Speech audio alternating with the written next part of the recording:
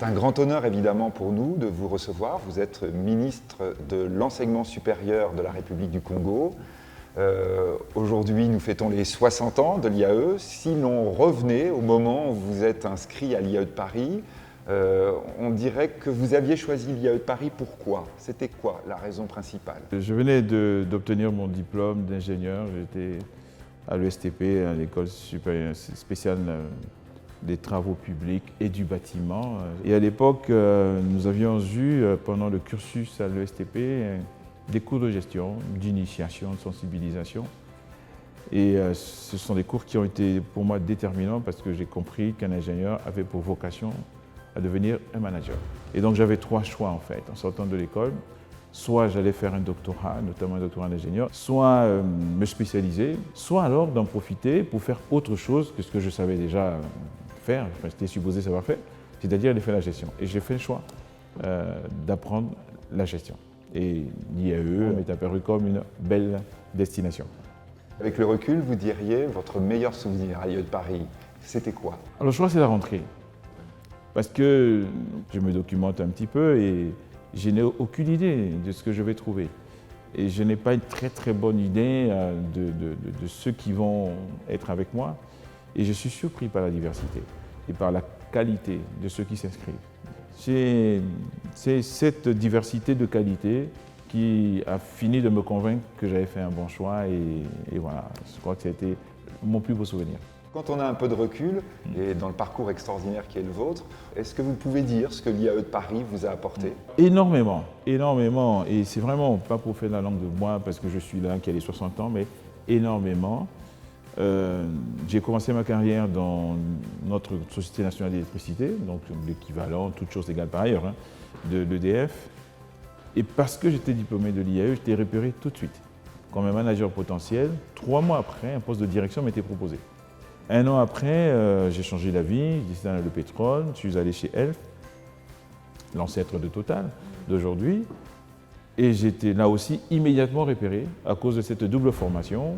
Et tout le monde m'a dit en arrivant, ben vous ferez grande carrière parce que vous avez un parcours très intéressant. Vous avez la double sensibilité de l'ingénieur, du technicien. Nous sommes une société industrielle, mais nous sommes une société avant tout, donc on est là pour faire la rentabilité, pour faire du chiffre.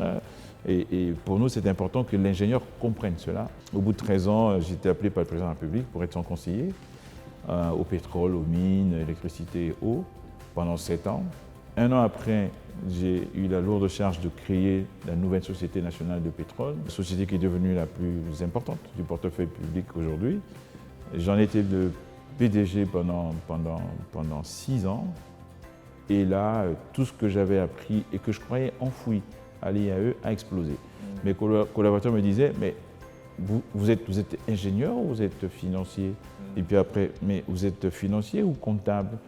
J'ai passé 70% de mon temps à négocier des montages financiers, des contrats de trading, à réorganiser la société. Nous étions une société un peu monolithique quand on a créé. On en a fait un très grand groupe avec des filiales, des sous-filiales. Et je crois que sans l'IAE, je n'y serais jamais parvenu.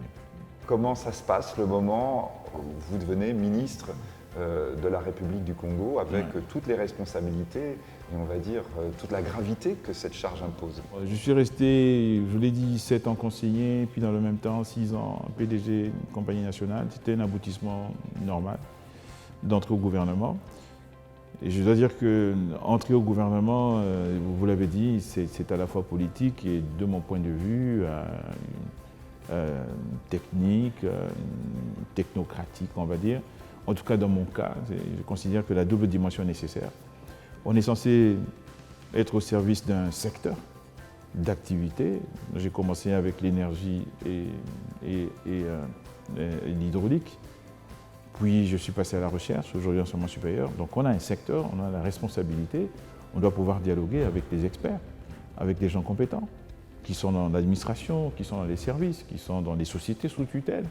Et on doit pouvoir dialoguer avec eux, on doit pouvoir proposer une stratégie, une politique sectorielle, comme si on a fait ça toute sa vie. Et sinon, on perd toute crédibilité. Donc on doit, d'une manière ou d'une autre, être crédible dans l'expertise que doit incarner ce ministère. Et donc c'est important qu'on ait un passé d'expert Mais en même temps, on est un manager. On est un manager.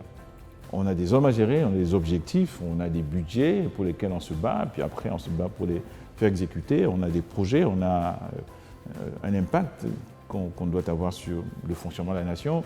On est un manager, un grand manager, mais on est un manager. Mais c'est vrai qu'il y a cette dimension politique. Il y a cette dimension politique dont il faut tenir compte. On apprend à altérer un peu ces jugements d'experts et de managers en introduisant cette dimension politique. Et je crois que quand on a été marqué par le sceau, dans mon cas, du secteur privé, de l'entreprise, de l'industrie, on a du mal à s'en départir. Mais c'est tant mieux, ça apporte de la diversité. En tout cas, je crois que c'est ce que ressent, j'espère, à la fois mes deux patrons, le président, le Premier ministre et mes collègues. Le thème de la table ronde, c'est la rupture, le changement très très profond que nous sommes en train d'observer dans l'économie mondiale, qui touche bien entendu tous les pays. Vous êtes ministre de l'enseignement supérieur par rapport à ce changement de paradigme. Comment vous envisagez votre mission dans ce contexte tellement historique, pourrait-on dire? L'histoire des pays qu'on appelle pays émergents me passionne. Je crois qu'une des spécificités de ces pays, c'est la place qu'ils ont accordée au capital humain. C'est un élément fort, c'est une constante de la plupart de ces pays, à quelques exceptions près. Et derrière le capital humain, c'est le travail. Et derrière le capital humain, c'est l'ancrage à la science et la technologie et à l'innovation. Mais avant de parler science, technologie et innovation, il faut une formation de qualité. Dans certains pays, ils parlent de formation de masse et de qualité. Donner la formation au maximum de citoyens et autant que possible leur donner de la formation de qualité. Et donc je suis heureux d'être ministre de l'enseignement supérieur au moment où la question se pose de cette manière-là. J'espère pouvoir contribuer autant que possible à fournir à mon pays, j'ai l'habitude d'utiliser ce mot, la masse critique de capital humain qui permettra à ce pays d'entrer dans cette nouvelle ère économique. En tant que ministre de l'enseignement supérieur, votre vision est d'autant plus importante. Si vous deviez caractériser l'IAE de Paris en 3 mots, ce seraient lesquels? J'ai accueilli avec beaucoup de joie, beaucoup de satisfaction, la requalification du DESS, CAE en MBA. Parce que c'est plus conforme aux exigences d'aujourd'hui. Master of Business Administration, c'est plus conforme. Et je crois que c'est ces 3 mots qui, de mon point de vue, caractérisent le mieux l'IAE, désormais.